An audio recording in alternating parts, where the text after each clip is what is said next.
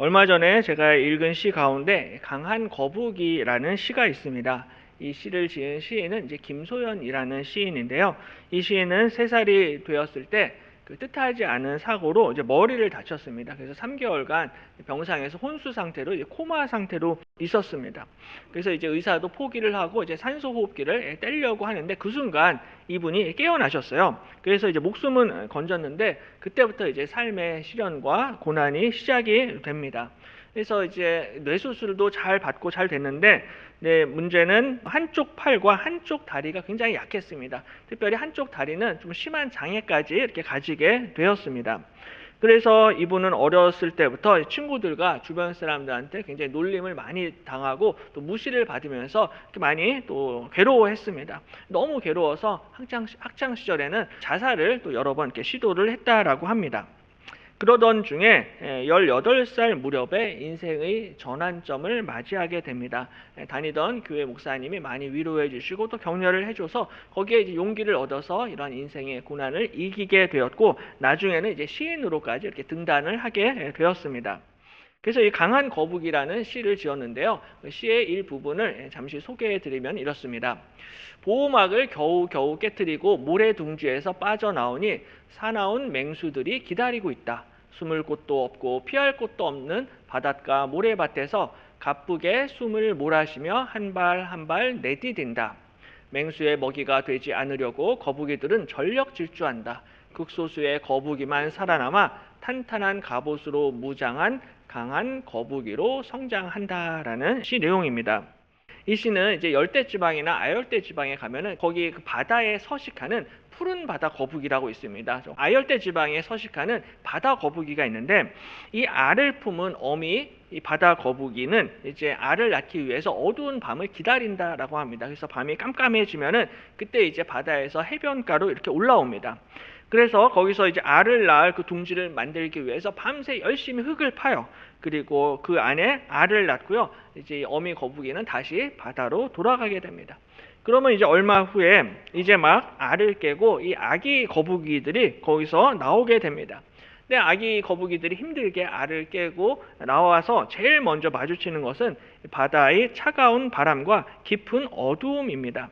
바로 이렇게 부화에 성공한 거북이들이 생존할 확률은 이제 1% 정도라고 합니다. 그러니까는 100마리 알이 깨고 나오면은 그 중에서 99마리는 다 죽고 이제 한 마리 정도만 살아서 바다에 들어가게 된다는 것입니다. 어린 이 아기 거북이가 태어나면은 태어나자마자 뭐 주위를 파악할 시간도 없고요. 자신의 상황을 이해할 시간도 허락되지를 않습니다. 오직 태어나자마자 알을 깨고 나오자마자 파도 소리가 들리는 저 차가운 바다를 향하여서 본능적으로 목숨을 걸고 달려 들어간다라고 합니다. 왜냐하면 이 바닷가 모래밭에서는 아기 거북이들을 집어삼키려는 이 맹수들이 많습니다. 호시탐탐 이거 먹으려고 계속 기다리고 있어요.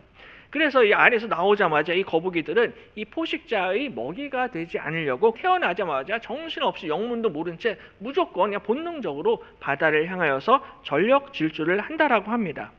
그런데 그렇게 간신히 살아남은, 열심히 뛰어서 살아남은 이 거북이는 오늘 시인의 이 고백처럼 탄탄한 갑옷으로 무장한 강한 거북이로 성장을 하게 된다라는 것입니다. 근데 어떻게 보면은 사람의 인생도 비슷합니다. 우리가 힘들게 세상에 태어나게 되는데요. 태어나자마자 세상에서 많은 공격도 당하고 위협도 당하고 시련과 고난을 당하면서 대부분 인생을 사셨을 것입니다. 살면서 이런 시련과 고난을 당하게 되는데, 이런 시련과 고난을 통하여서 오늘 이 강한 거북이처럼 우리가 더 단단해지고 더 성장하고 성숙하게 됩니다. 마찬가지로 하나님이 우리 인생에 고난을 주시는 이유도 비슷합니다. 바로 이러한 시련과 고난을 통해서 우리의 신앙과 우리의 믿음과 우리의 인격이 더 성장하고 성숙하고 단단해지기를 원하시는 하나님의 마음이 있습니다.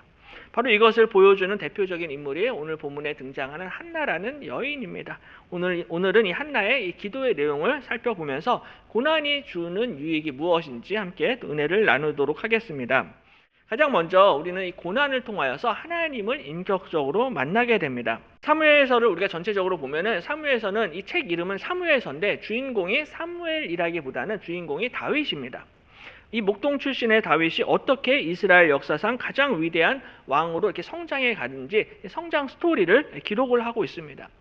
바로 사무엘서 앞에 이 룻기와 사사기가 있는데요. 이 사사 시대에는 이스라엘의 왕이 없으므로 모든 백성들이 자기 소견에 옳은 대로 행했습니다. 그래서 엄청나게 타락하고 부패했던 시절이 사사 시대입니다. 왜냐하면 왕이 없었기 때문에, 제대로 된 왕이 없었기 때문입니다. 그래서 하나님이 이것을 아시고 이제 이스라엘에게 제대로 된 올바른 왕을 허락하시기 위해서 룻이라는 모압 여인과 보아스를 만나게 하시고, 또 그들이 결혼을 해서 오벳을 낳게 하시고, 오벳은 이새를 낳고 이새는 나중에 다윗을 낳게 됩니다. 그래서 역사의 흐름상 이 다윗이 사무엘서의 주인공이 되고요. 바로 이 다윗 왕이 하나님이 예비하신 위대한 왕으로 등극하게 됩니다. 하지만 이 사무엘서는 바로 다윗에서부터 시작을 하지를 않습니다. 다윗을 이야기하기 전에 그 전에 한 여인의 슬픈 이야기에서부터 시작이 됩니다. 아이를 낳지 못하는 한 여인의 고통과 분노와 아픔을 먼저 기록하고 있습니다. 바로 이것은 하나님이 예비하신 왕이 오기 전에 반드시 우리 인생에 이런 한나와 같은 고통과 상처와 아픔과 기다림과 인내의 시간이 반드시 필요하다, 지나야 한다라는 것을 의미하고 있습니다. 우리 예수님께서 반드시 재림하시고 다시 오실 것입니다. 예수님이 지금 당장 오시면 좋겠지만은 예수님이 오시기 전에 우리의 인생은 바로 한나와 같은 이런 기다림의 시간, 고통의 시간, 인내의 시간, 연단의 시간을 반드시 거쳐야만 한다라는 거예요. 이 시간이 쉽지 않고 힘들지만은 그럼에도 불구하고 한나는 인내를, 인내는 연단을, 연단은 소망을 이루게 되는 줄로 믿습니다. 이 가운데 하나님의 계획과 뜻이 있습니다. 이 고통과 연단의 시간을 인내해야 되는데, 인내할 수 있는 가장 좋은 최선의 방법은 기도하는 것입니다. 한나처럼 심정을 통하는 기도를 통하여서 하나님 앞에 가까이 나아가야만 합니다. 그래서 나중에 야고보서 5장 13절에 상반절에 보면요, 너희 중에 고난당하는 자가 있느냐? 그는 기도할 것이요 라고 말씀합니다. 우리 가운데 고난 중에 계신 분이 있다라면은 그분은 기도하셔야만 됩니다. 기도 외에는 다 이런 유가 나갈 수가 없습니다. 기도해야 됩니다. 그래서 한나도 이 태의 문이 막혀서 엄청난 큰 고통과 괴로움을 당할 때 하나님 앞에 간절히 기도합니다. 심정을 통하는 기도, 마음을 쏟아내는 기도를 하면서 결국에는 하나님 앞에 응답을 받습니다. 그래서 하나님의 응답으로 임신을 하게 되고 사무엘을 낳게 됩니다. 그래서 이제 오늘 본문은 이제 막 엄마의 젖을 땐 사무엘을 하나님 앞에 이제 바치면서 드리면서 한나가 고백한 유명한 찬양의 기도입니다. 야고보서 5장 13절에 또 하반절을 보시면 이렇게 말씀합니다. 즐거워하는 자가 있느냐? 그는 찬송할 지니라 라고 말씀합니다. 고난당하는 자가 있을 때는 그는 기도해야 됩니다. 하지만 즐거워하는 자가 있느냐? 그는 찬송할 지니라 말씀합니다. 이 말씀을 그대로 보여준 사람이 바로 한나입니다. 한나는 고난당할 때 기도했습니다. 그리고 그 고난 가운데서 응답을 받았을 때 기쁨과 즐거움을 경험하게 될 때 그는 하나님 앞에 찬송합니다. 한나의 찬송의 기도의 내용이 1절에 있는데요.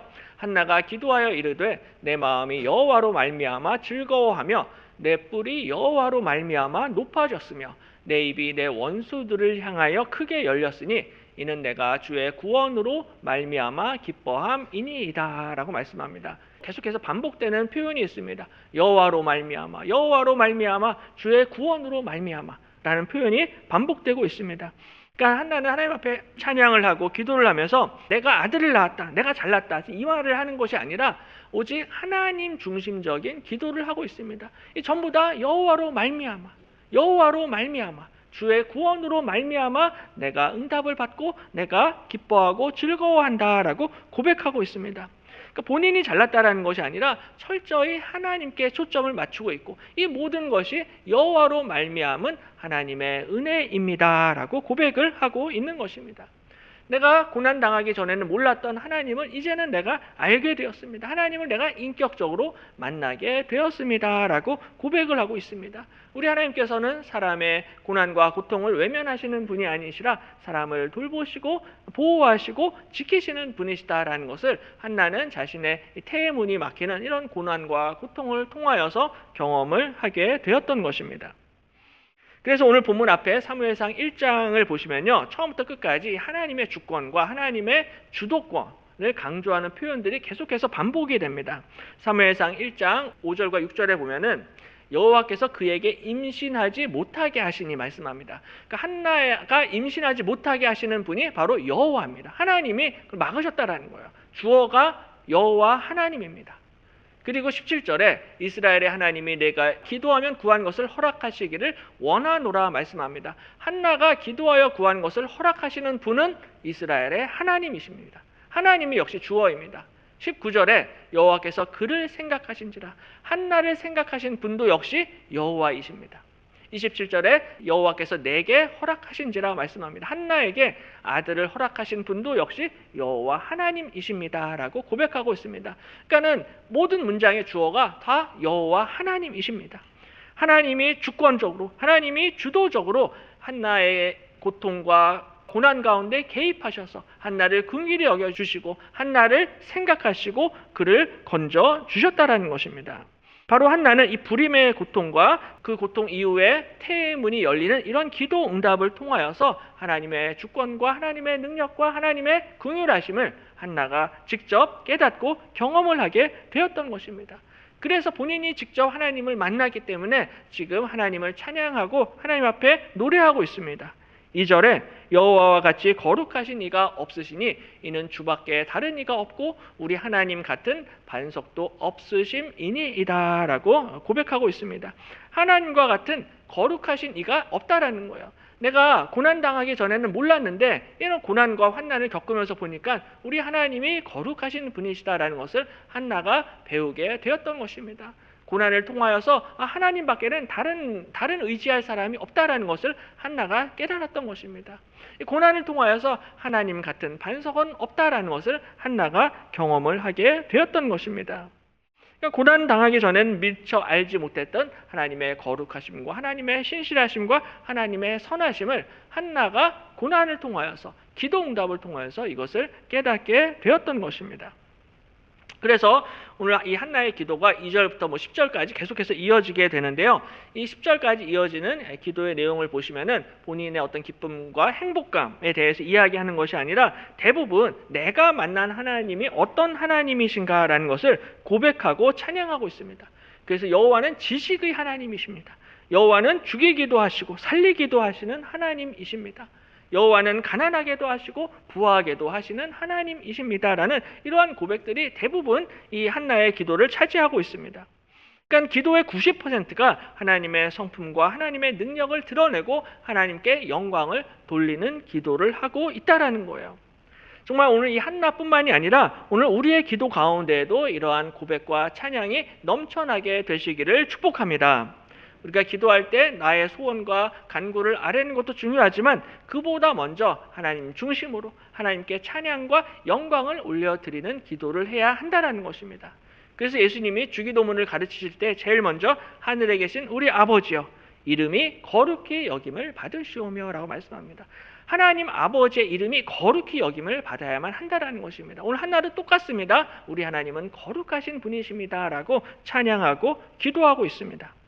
그러니까 우리의 시련과 고난이 그냥 힘든 고통과 아픔으로 끝나는 것이 아니라 바로 그것을 통하여서 하나님은 하나님을 인격적으로 만나기를 원하신다는 것입니다. 하나님을 더 깊이 알기를 원하신다는 것입니다. 그래서 우리의 입술과 우리의 마음과 우리의 전 인격을 통해서 하나님의 거룩하심과 하나님의 자비하심과 하나님의 신실하심을 선포하고 찬양하는 것, 이것이 바로 고난에 담겨있는 하나님의 계획이고 하나님의 뜻인 것입니다. 한나는 오늘 이 고난과 고통을 통해서 하나님이 어떤 분이신가라는 것을 더 깊이 알게 되었습니다. 하나님의 성품과 하나님의 능력을 실제적으로 깨닫게 되었던 것이죠. 어려서부터 이스라엘 사람, 유대인이었기 때문에 당연히 집에서 성경 교육, 토라 교육도 받았을 것입니다. 그리고서는 나중에 결혼하고 나서도 1장에 보면은 매년 남편과 함께 제사를 드렸다라고 이렇게 기록을 하고 있습니다.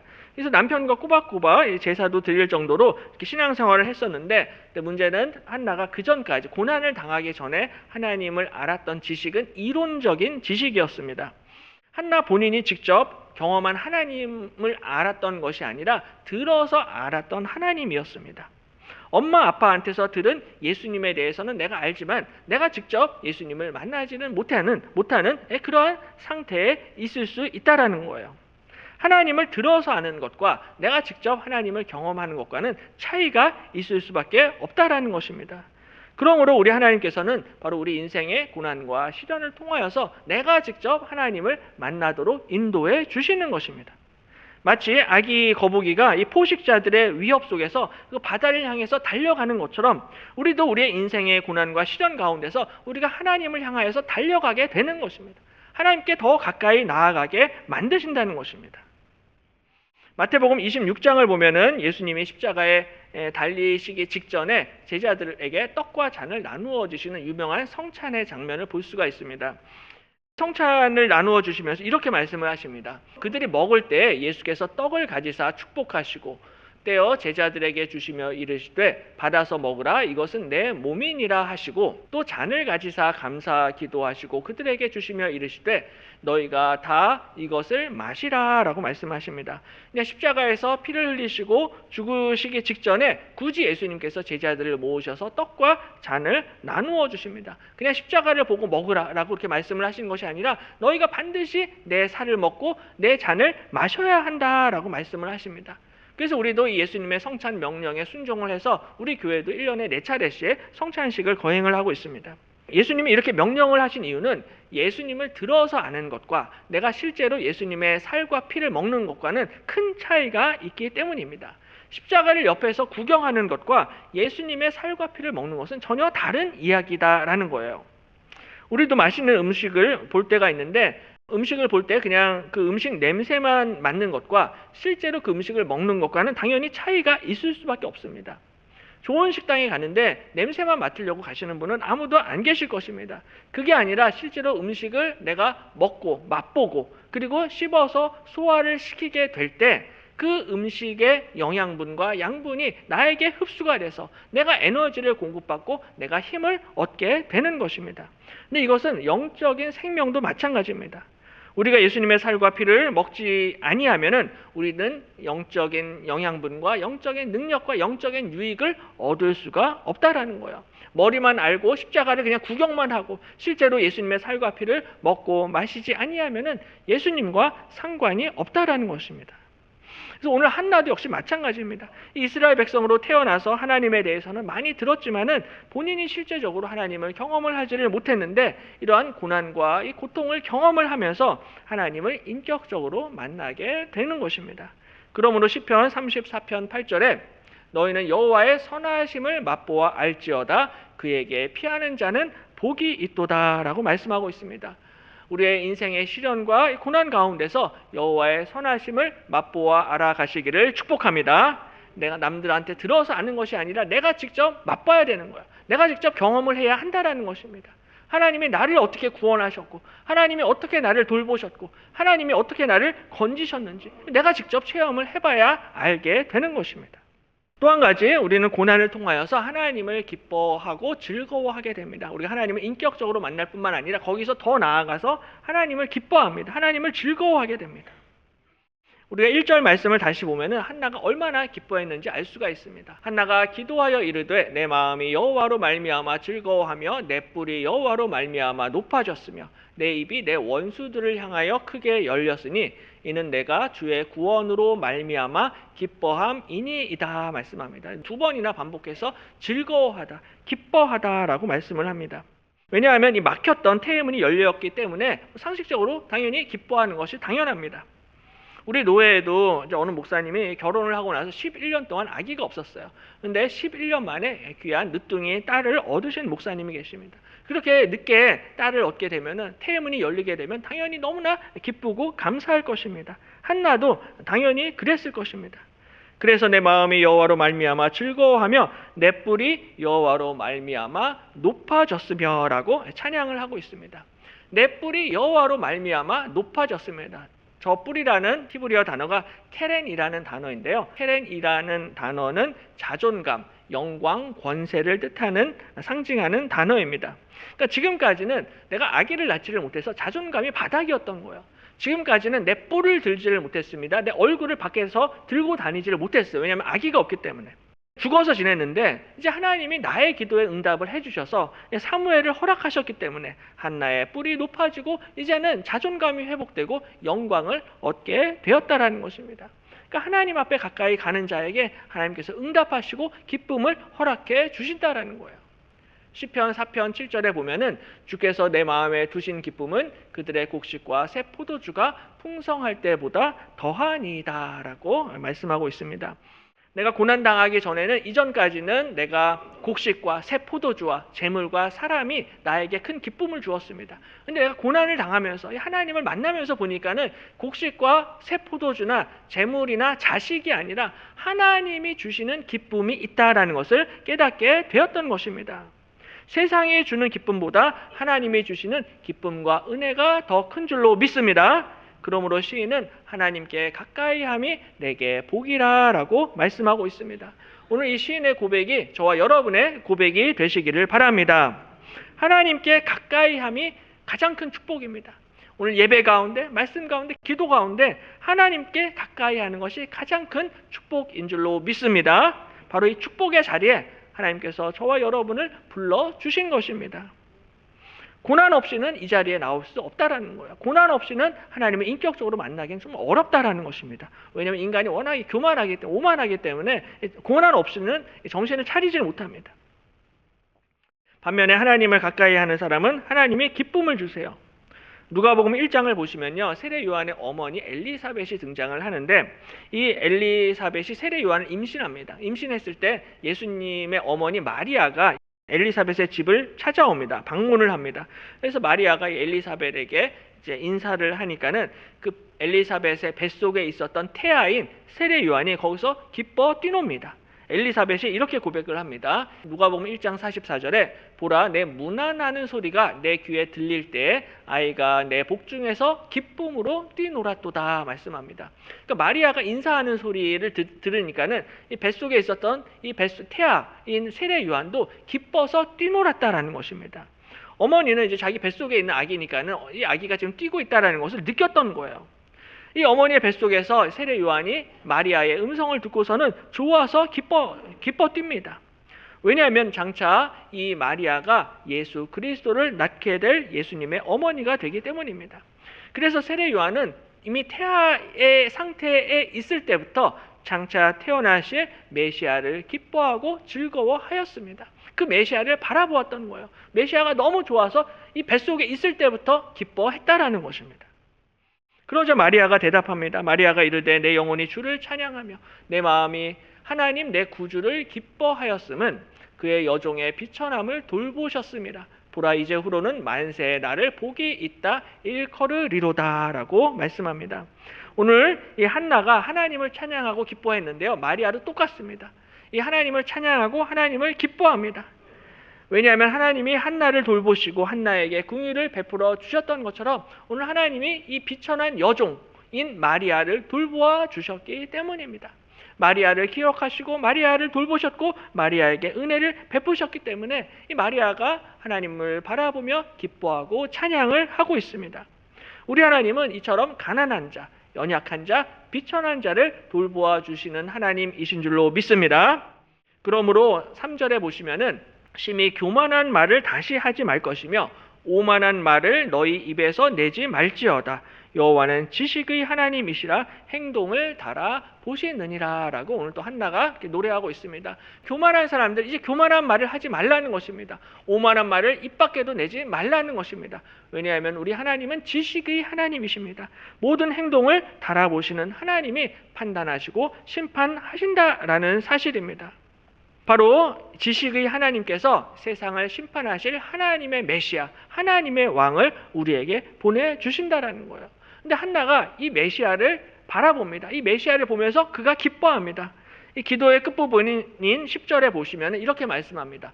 여호와를 대적하는 자는 산산이 깨어질 것이라. 하늘에서 우레로 그들을 치시리로다. 여호와께서 땅끝까지 심판을 내리시고 자기 왕에게 힘을 주시며 자기의 기름 부음을 받은 자의 뿔을 높이시리로다 라고 말씀합니다. 이 한나가 본인이 아들을 얻어서 기뻐했는데 지금 아들 이야기를 하는 게 아니라 자기 왕에게 힘을 주신다라고 말씀합니다. 그리고 기름 부음을 받은 자의 뿔을 높이시리로다 라고 말씀을 하고 있습니다. 바로 하나님께서 장차 기름 부으실 자가 있는데 그의 뿔을 하나님이 높여 주신다라는 거예요. 맨 처음에 한나는 자신의 뿔이 높아진 것을 즐거워했습니다. 하지만 나중에 보니까는 자신의 뿔이 높아지는 것보다 더 큰 기쁨은 바로 기름 부음을 받은 자 메시아의 뿔을 하나님이 높여주시는 것을 이 한나가 바라보고 기뻐하게 되었던 것입니다. 그러므로 한나는 이 고난을 통하여서 나만 잘 먹고 잘 살고 나만 행복한 것으로 끝나는 것이 아니라 장차 하나님이 보내실 메시아이신 예수 그리스도를 통하여서 하나님의 나라가 확장되고 하나님의 나라가 이 땅 가운데 온전히 이루어지는 것까지 보면서 지금 기도하고 찬양을 하고 있다라는 거예요. 나만 아들 낳고 잘 먹고 잘 사는 것으로 끝나는 것이 아니라 보다 중요한 건 하나님의 나라가 이루어지는 것입니다. 보다 중요한 것은 하나님의 교회가 부흥하는 것입니다. 바로 이것이 하나님의 왕이 이 땅에 오신 이유이고 하나님이 이 땅에 메시아를 보내신 이유가 여기에 있다라는 거예요. 바로 그 예수님이 이제 우리에게 다시 오실 것입니다. 예수님이 다시 오시는 그날에 악인들은 심판을 받게 될 것이고 우리 주님께서 우리의 눈에서 눈물을 닦아주시고 우리를 위로하시고 우리를 돌보아 주실 줄로 믿습니다. 요한계시록 22장에 보라 내가 속히 오리니 내가 줄 상이 내게 있어 각 사람에게 그가 행한 대로 갚아주리라 라고 말씀하십니다. 우리 예수님께서 속히 오실 것입니다. 예수님이 오셔서 우리의 눈물을 닦아주시고 우리를 위로해 주시고 우리의 마음을 만져주시고 우리를 돌보아 주실 줄로 믿습니다. 그러므로 이번 한 주도 고난 가운데 있다라고 해서 낙심하거나 포기하는 것이 아니라 예수 그리스도의 다시 오심을 바라보며 주 안에서 기뻐하며 주님을 찬양하시는 우리 모든 성도님들 되시기를 주님의 이름으로 간절히 축원합니다.